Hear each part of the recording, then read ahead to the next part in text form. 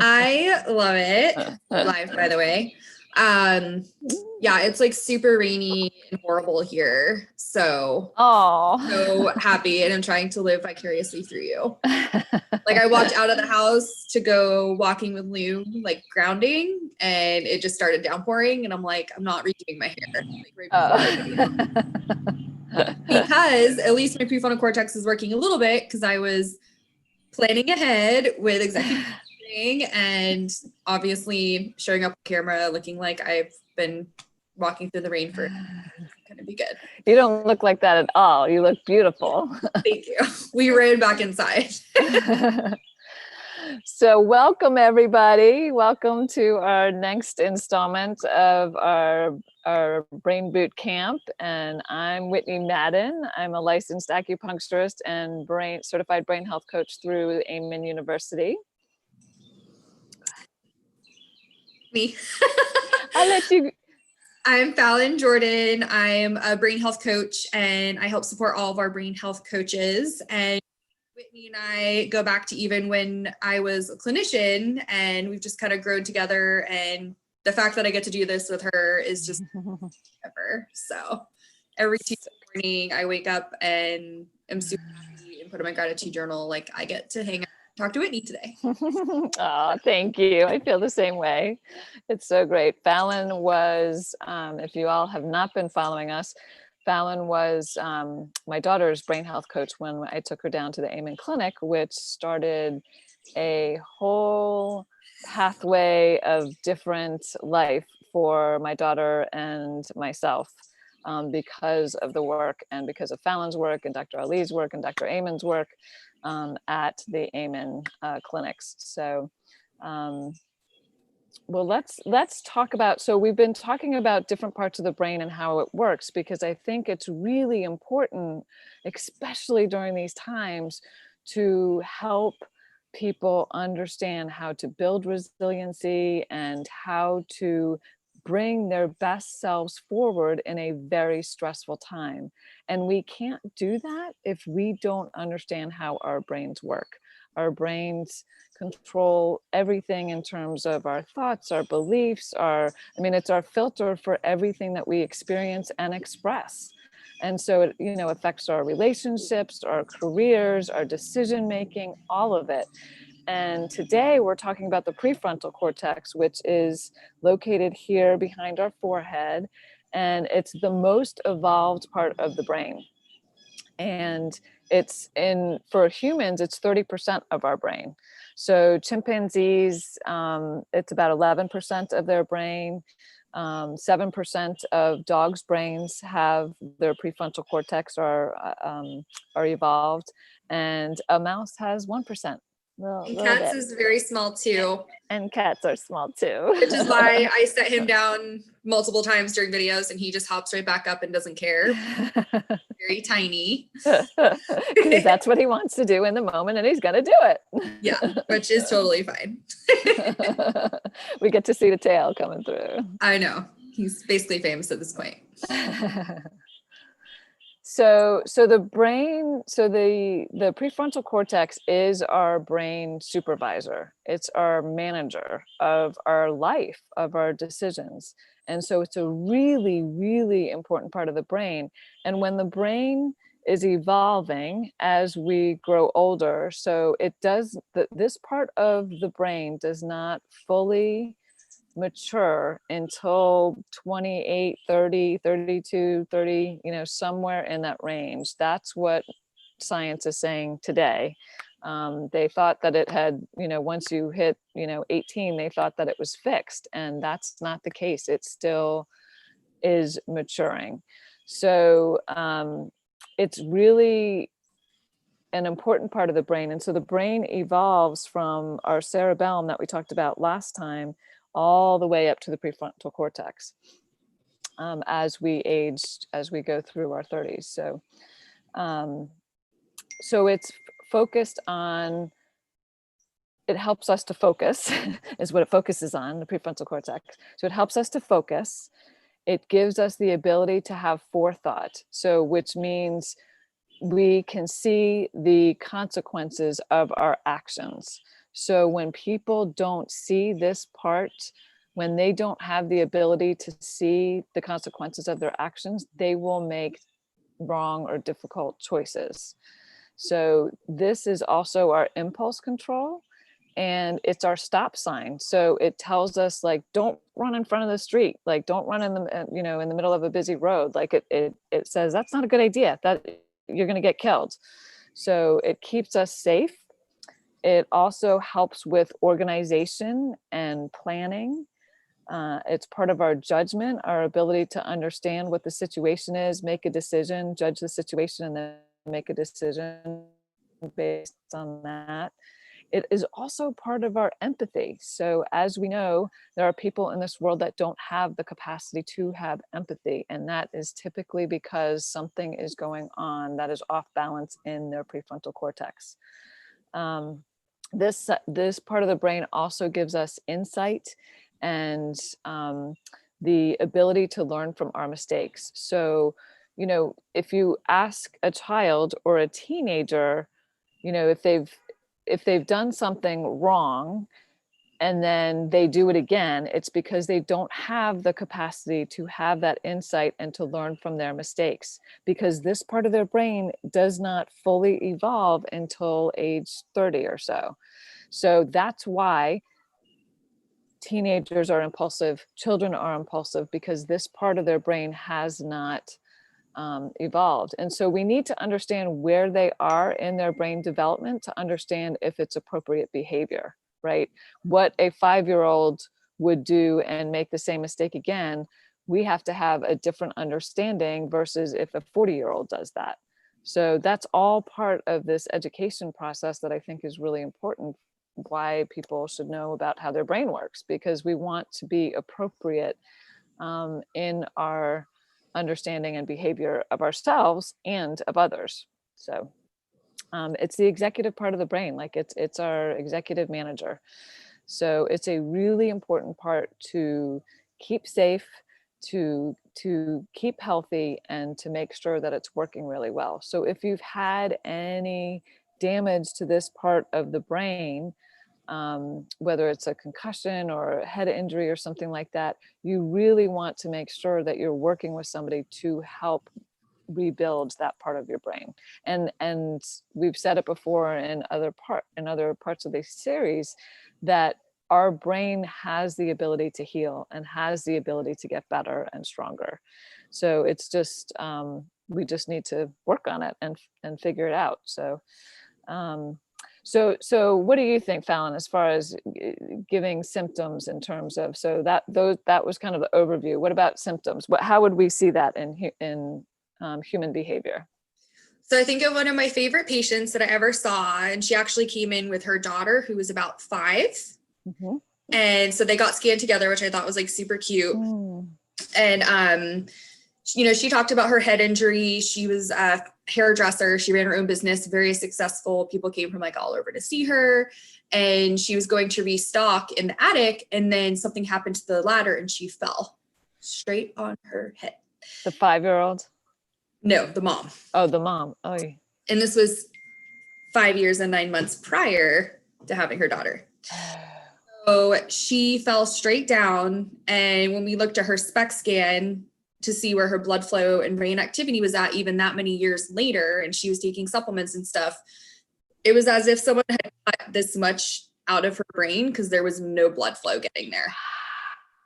So it explained why she had an affair and did all of these things that were totally out of her. Like she was, Christian and like stayed on her path with everything that she did. She was very ethical, amazing life. And then it just kind of like went out the window after a series of really impulsive decisions that happened after that fall, which completely ruined that part of her brain that told her not to do impulsive things. Right. And then, of course, her daughter inherited some of probably the ADHD that was already there, but just came prefrontal. So classic ADHD, which is a whole different animal when you're talking about the 7 different types of ADD, because I have 6 of the 7 types. So it's kind of like equally sprinkled everywhere, where kind of the classic, kind of the anxious, kind of the temporal, kind of the limbic, kind of the overfocused. versus the full on classic, which is just the person, like you said, like they just run out into the street and like don't realize they could get hit and they could die and they could cause a string of horrible, sad events because that part of their brain that tells them not to do that isn't working. Right. I just think of a lot of stories because when people do start researching the prefrontal cortex and think ADHD or traumatic brain injury, they think of those kind of severe stories and they sometimes expect to see a prefrontal cortex that's not working when sometimes it is like me, where it's like a little bit sprinkled all over, overactivity, which is completely different than just your prefrontal cortex straight up not working. Right. Also, we see the CEO type brain, which is ironic because, you know, the prefrontal cortex is the CEO of the brain. A lot of CEOs and some of the most successful people on the planet have classic ADHD, which looks like poor prefrontal cortex functioning because they are hyper and motivated and they all love attention and ideas into one thing and they thrive. Do they thrive at home? No. Little everyday things like taking out the trash and remembering to pick up milk on your way home. Like those are the things that kind of fall to the wayside and cause a lot of issues in their relationships. Right. I mean, I've met some of the coolest people on the planet that are doing these really wonderful, amazing things to help heal other people and grow businesses that are positively affecting humanity and the environment. And their prefrontal cortex is not working. Right. Right. That's one of the things that I like to just remind people is like scans and what we do is similar to doing a personality test. We want to see how your brain is set up and some of the things are you are set up as far as programming and making it better. So just because you do have some of these, you know, abnormalities, deficiencies, whatever word you want to use, that has nothing to do about who you are now, but do you want to be better? Right. And what are some of those tools that you can learn, which when we're talking about the prefrontal cortex are things that support dopamine. So high protein diet, tyrosine, making sure your hormones are in check. Have low function there because it's hereditary or a brain injury, like hyperbaric oxygen would be something to look into. So there's so many wonderful, holistic, easy things that you can do other than just the quick fix, which of course is just to grab some Adderall or some Vyvanse. That's not right. And there are people that when they do take those after we've seen their brain, seen their genetic test results, and yes, 100%, they need a little bit of Adderall along with all these other things that we're discussing. Right. Entire lives get better. Their marriages get better. Yep. They thrive at work.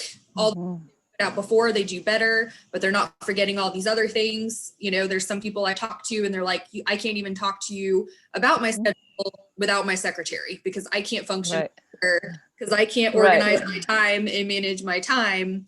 I need to do that, which is why I'm successful, right? Like I focused on my strengths. Right. To help with the stuff that I'm not good at. Right. Well, and I think one of the things or two of the things too that we see with the prefrontal cortex is sometimes people will have like brutal honesty because they don't have that stop sign to say, that might not be the nicest thing to say. And they will also typically be conflict seeking. Like if they don't have enough blood flow there, the brain is going to go, you got to go find me some. And so you got to go find some adrenaline. So you might need to, these people will be driven to do, motorcycle driving or rock climbing or hang gliding or jumping out of airplanes, or they'll watch scary movies all the time because what they're looking for, if people are experiencing that and going, yeah, that's me. Why do I do that? It's because, brilliantly, your brain is going, I don't have enough blood flow up here. And so I need to get the blood flow up there.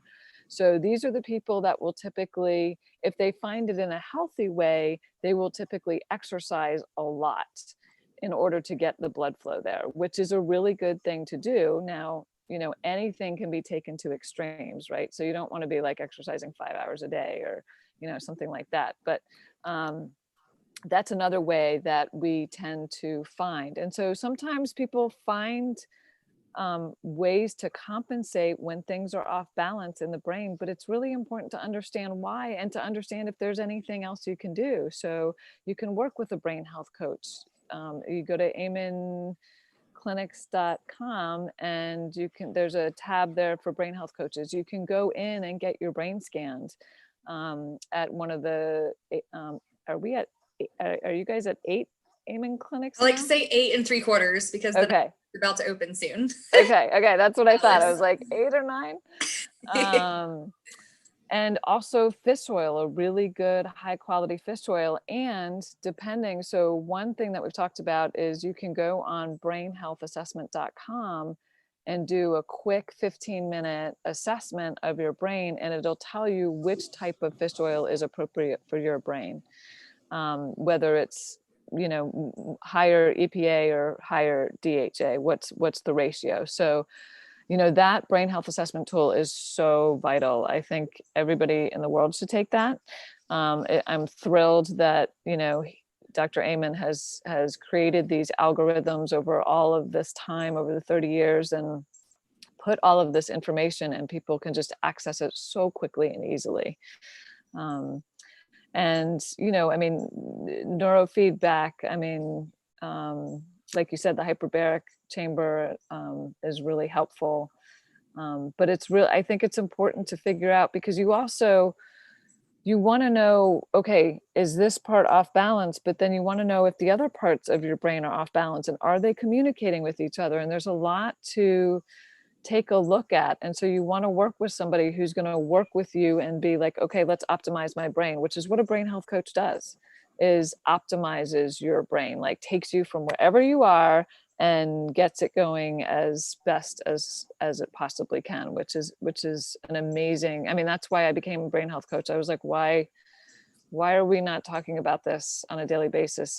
I think brain health education should be in, starting in 4th and 5th grade, at least, of like, what's good for my brain, what's not good for my brain, and people should be educated this way. So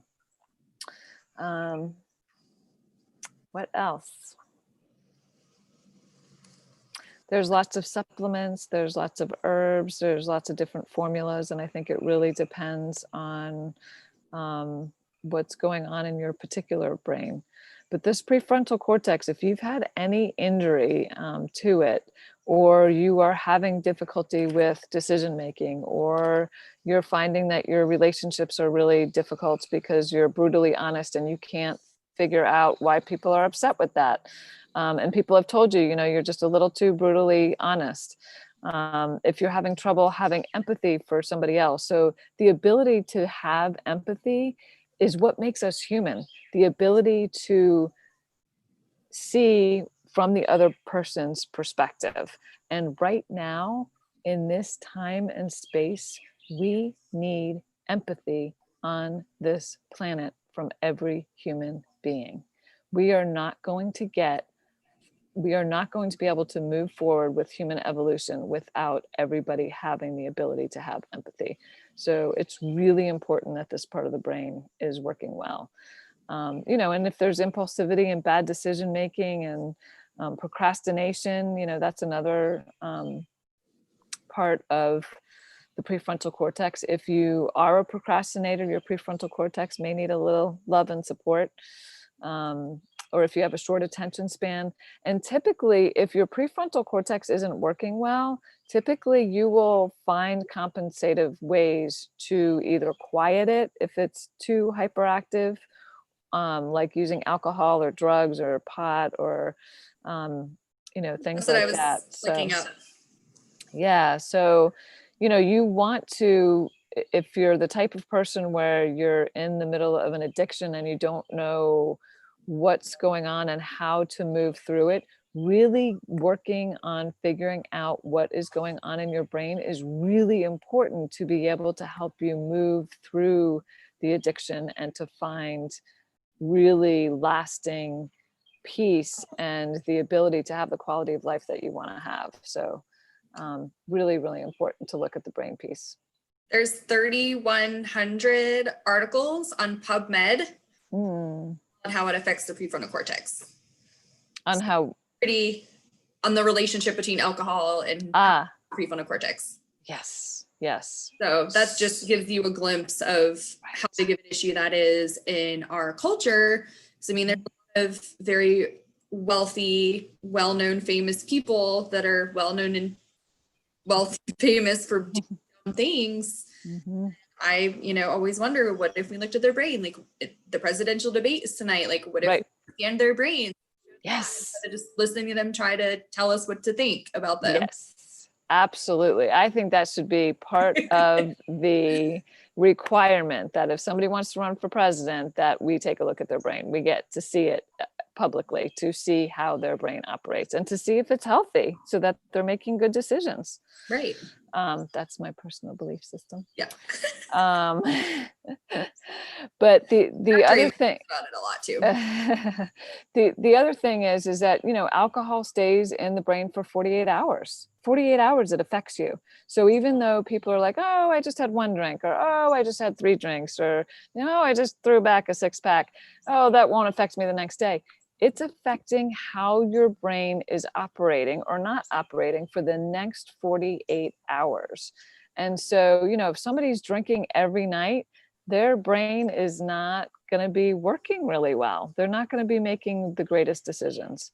And that's something, I think Dr. Amen suggests that you max out at like 2 glasses of alcohol per week. 2 glasses per week. Not per day, not per hour, per week. Yeah, if he sees those little cute little places where you hang your glasses and it says PM for coffee mugs and PM glasses, that makes him, it's like nails on a chalkboard. Talk about that. But that makes sense, right? Like, you need a stimulant the morning after you drink, because that part of your brain is very sleepy. Yep. Absolutely. And that's, and so we're constantly, just because alcohol is legal, it's still a drug. Right. Just because pot is becoming legal, it's still a drug. And so it affects our brain.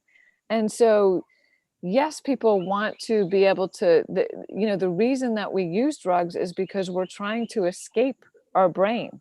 We're trying to escape what our brain is telling us. And so that means that we need help. We need to work with a brain health coach, or, get our brain scanned so that we can see what is going on, so that we can all live to our maximum capacity. And, I'm all about, like, optimize your brain and fulfill your destiny. The planet needs you, so.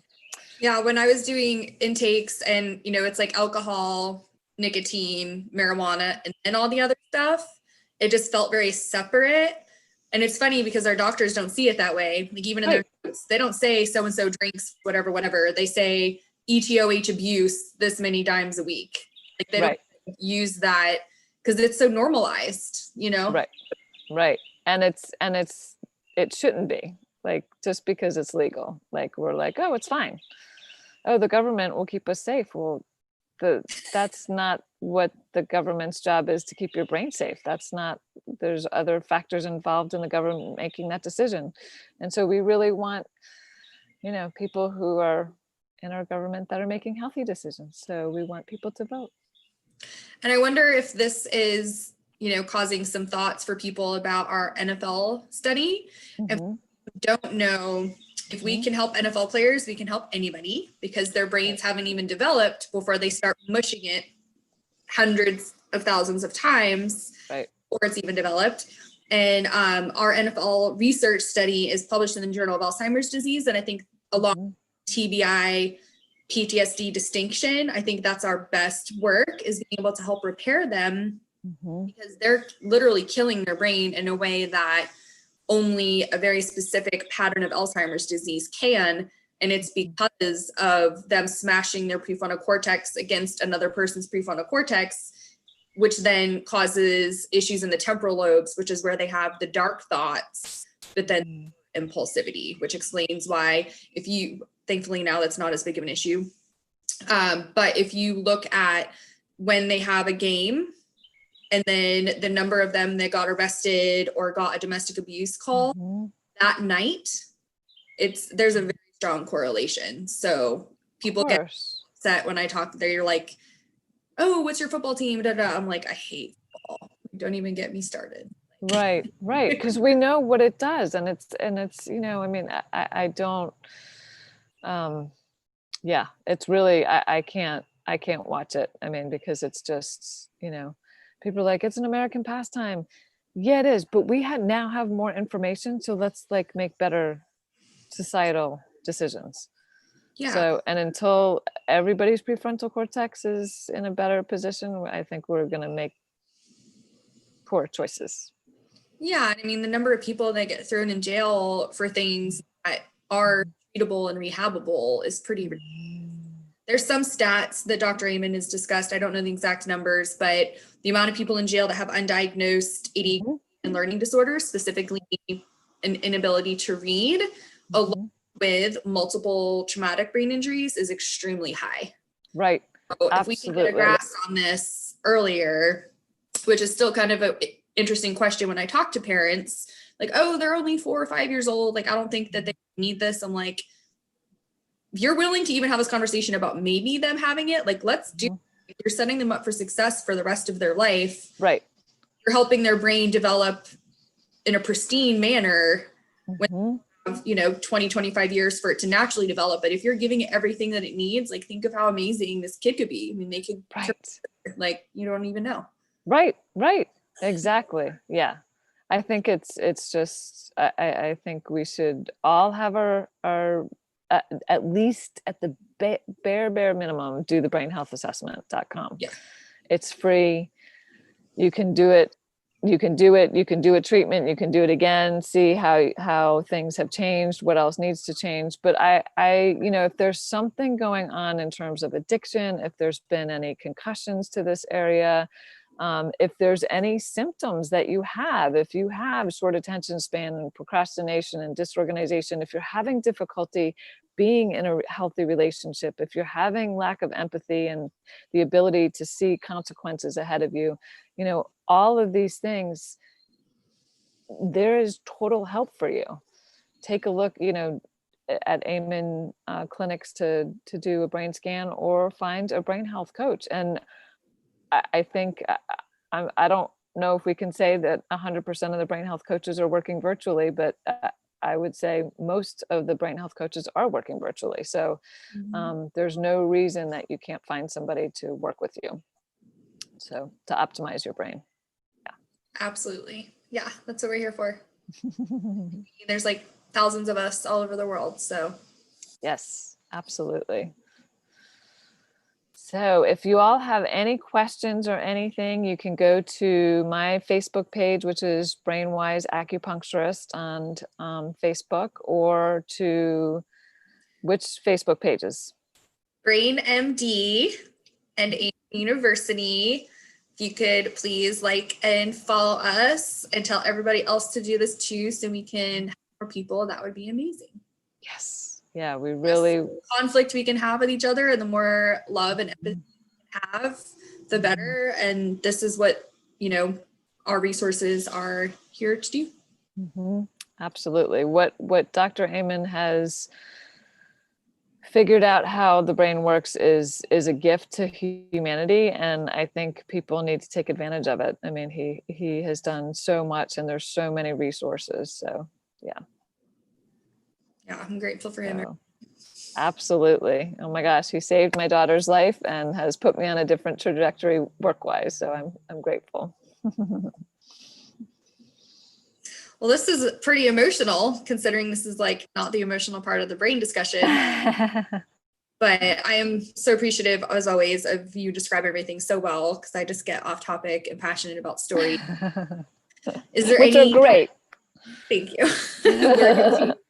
Yes. Is there any takeaways? Mine was really just the stuff that I've kind of shared about like football and like really understanding how easy it is to damage this part, but also how easy it can be to repair it. Well, and I would just say that, you know, I've been able to educate teachers at, you know, schools, and a lot of the teachers are not educated on how the brain works, and they have so much to contend with.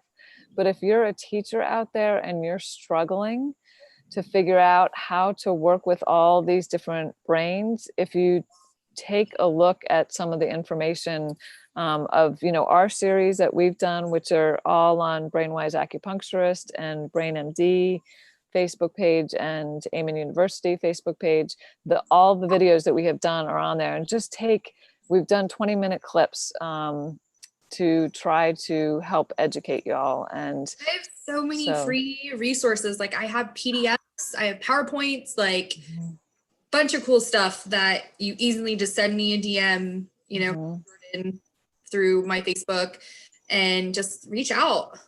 Absolutely. Absolutely. If there's any question in your mind, like this person isn't acting right, or this child is having a hard time, or, you know, this person has an addiction problem, you know, whether it's gambling or, you know, whatever type of addiction problem, that means that the brain is off balance and they're trying to fulfill a part of their brain. They're trying to get blood flow to that part of the brain through the addiction.